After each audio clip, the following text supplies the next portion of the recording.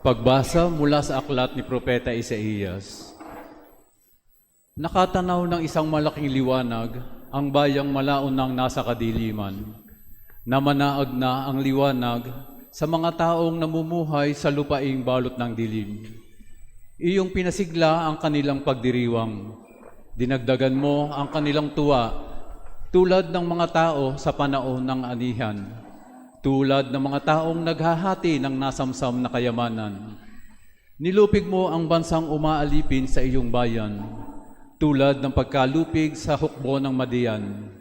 Binali mo ang paghambalos ng mga tagapagpahirap sa kanila, sapagkat ang panyapak ng mga mandirigma, ang lahat ng mga kasuotang tigmak sa dugo ay susunugin. Sapagkat ipinanganak para sa atin ang isang sanggol na lalaki, ibinigay ang isang anak sa atin at siya ang mamamahala sa atin. Siya ang kahangahangang tagapayo, ang makapangyarihang Diyos. Walang hanggang Ama ang prinsipe ng kapayapaan. Malawak na kapangyarihan at walang hanggang kapayapaan ang ipagkakaloob sa trono ni David at sa kanyang paghahari upang matatag ito at papanatilihin sa katarungan at katuwiran ngayon at magpakailanman. Isasagawa ito ng makapangyarihang Panginoon. Ang salita ng Diyos. Salamat sa Diyos.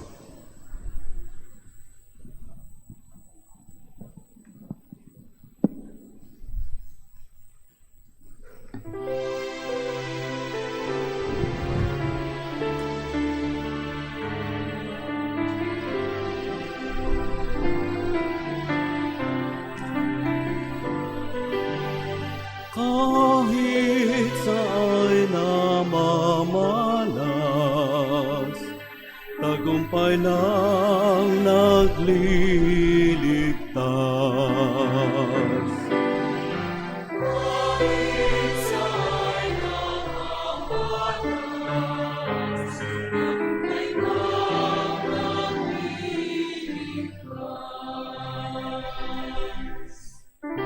Umawit ng bagong awit at sa poon ay ialay, pagkat yaong ginawa niya ay kahangahangang tunay. Sa sariling lakas niya at taglay ng kabanalan, walang hirap na natamo, yaong hangad na tagumpay. Kahit sa'y namamalas, tagumpay na nagliligtas. Ang tagumpay niyang ito'y siya na rin ang naghayag sa harap ng mga bansay, nahayag ang pagliligtas. Ang pangako sa Israel, lubos niyang tinutupad.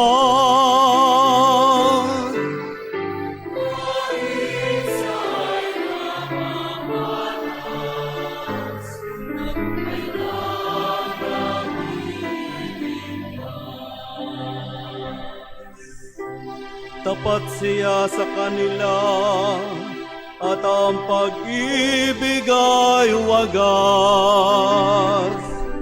Ang tagumpay ng ating Diyos kahit saan ay namalas. Magkaingay na may galak, yaong lahat sa daigdig.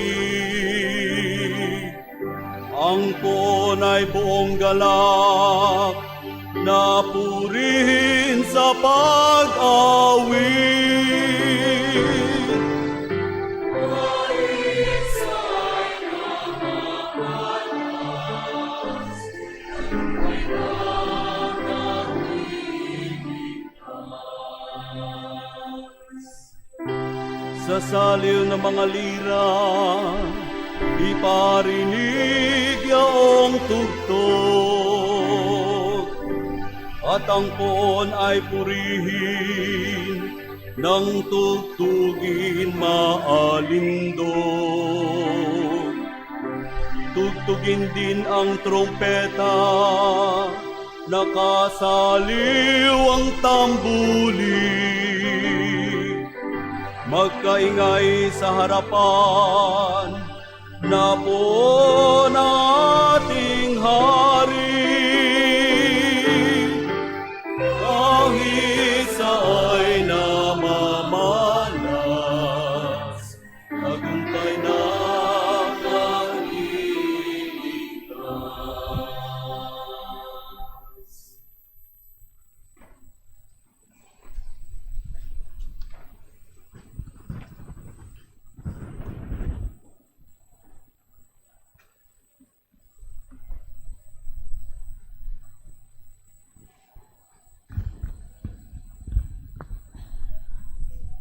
Pagbasa mula sa sulat ni Apostol San Pablo sa mga taga-Efeso.